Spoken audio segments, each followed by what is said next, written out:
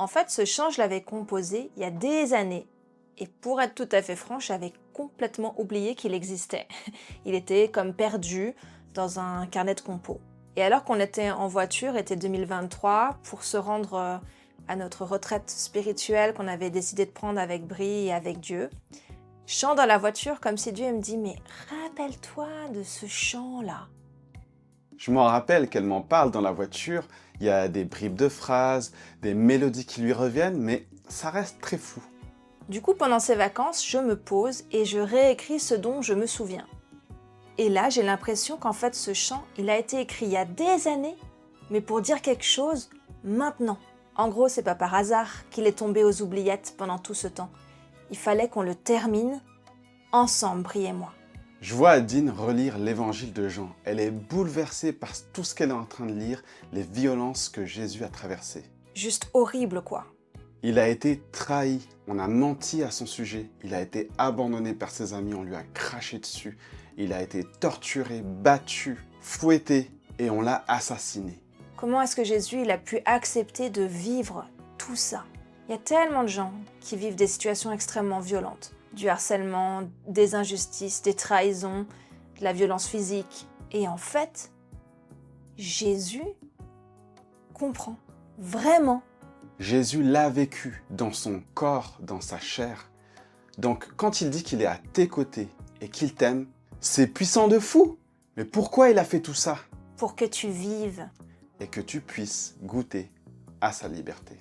Et dans les souffrances que Brie et moi avons traversées, dans les déserts, dans les désespoirs, Jésus nous a montré qu'il nous ouvrait un chemin pour vivre. Et ça, c'est énorme.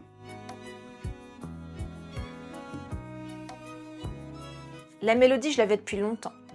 Et j'ai décidé de retravailler complètement le refrain.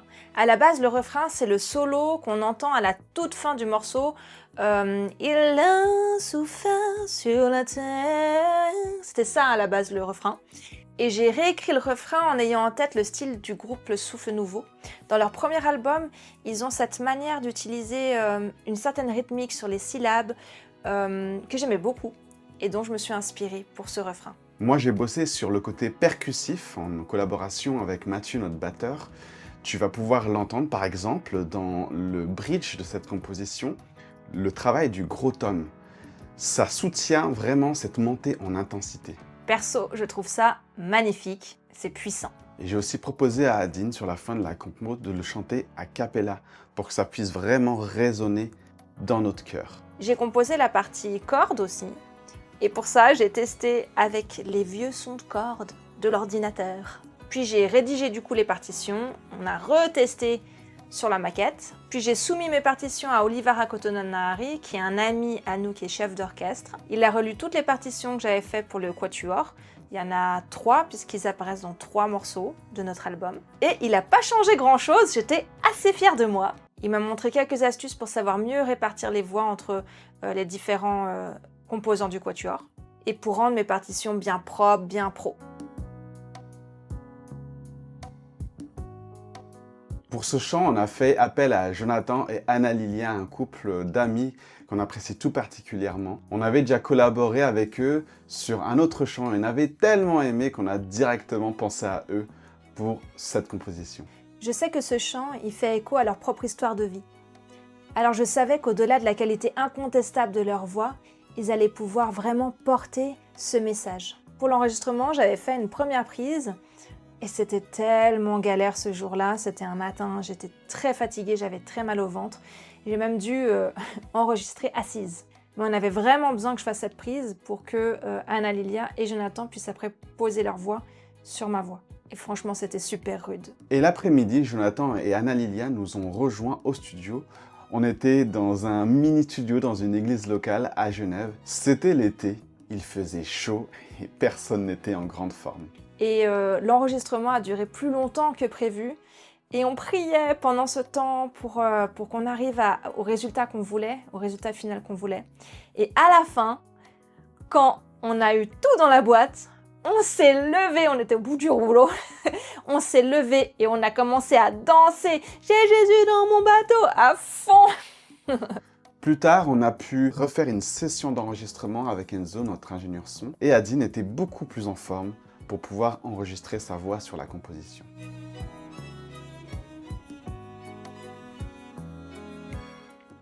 Alors, ta pépite? Alors j'en ai une belle, hein. Je pense qu'il rigolera quand il verra cette vidéo. Je vous parlais tout à l'heure de Mathieu, notre batteur avec qui on était en collaboration. On a travaillé le bridge ensemble. Ce que j'ai peut-être pas précisé, c'est que ce jour-là, il est arrivé en découvrant qu'il y avait un bridge. Donc je lui ai dit qu'il y avait cette partie-là et en fait on a fait un travail de créa ensemble le jour d'enregistrement du studio. Donc, autant vous dire qu'on ne demande ça à personne, à part lui. Et je lui en remercie parce qu'il a réussi. On a commencé vers 14h, je sais pas. On a fini vers 22h30, quelque chose comme ça. Oui, c'était long. C'était très long. Mais Mathieu est vraiment rigoureux et persévérant. Et persévérant. Les deux vont de pair. Et voilà, c'était vraiment une bénédiction dans ce projet. Et pour moi, la pépite, c'était... c'est quand même le chant qui a donné le titre de l'album, qui a donné le titre de notre spectacle-concert. Et je trouve ça assez rigolo parce qu'en fait, quand on cherchait le titre de notre album, on a cherché plusieurs trucs et au bout d'un moment, on s'est dit « mais je crois qu'il faut qu'on choisisse Pour que tu vives ». Et c'était assez surprenant parce que Marina, donc, qui chante sur Source et qui est aussi une femme de prière qui prie beaucoup pour nous et ce projet, dans la même semaine, elle reçoit cette phrase « Pour que tu vives », alors qu'elle ne connaît pas notre compo, elle ne sait pas qu'on est sur cette réflexion-là, et elle a vraiment cette phrase qui lui revient « Pour que tu vives ». Et quand je lui partage, écoute, j'ai l'impression que c'est ça le titre, elle me dit « C'est dingue, c'est exactement la phrase que j'ai reçue ». Donc voilà, pour nous, il n'y avait plus de doute, il fallait qu'on parte sur cette phrase-là. Et d'ailleurs, moi je trouve ça hyper touchant aussi, que Dieu, il ait mis ce chant dans mon cœur il y a longtemps, et qu'il a fait en sorte qu'il revienne à la surface à ce moment précis où il savait que et toi et moi, on était prêts à pouvoir porter ce message d'espérance, ce message de résilience. Pour moi, ça, c'est aussi une vraie pépite, quoi.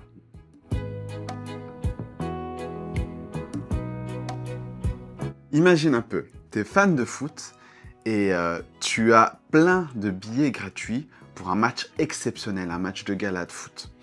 Qu'est-ce que tu vas faire? Tu vas vouloir partager à ta famille, tes amis, à tes proches. Et nous, c'est la même chose. C'est ce qu'on souhaite faire vivre aux gens avec Pour que tu vives. Nous avons envie que tout le monde puisse bénéficier de ce cadeau magnifique. C'est clair. Dieu t'aime et il veut te voir libre en lui. Et toi derrière ton écran, comment ce chant résonne en toi?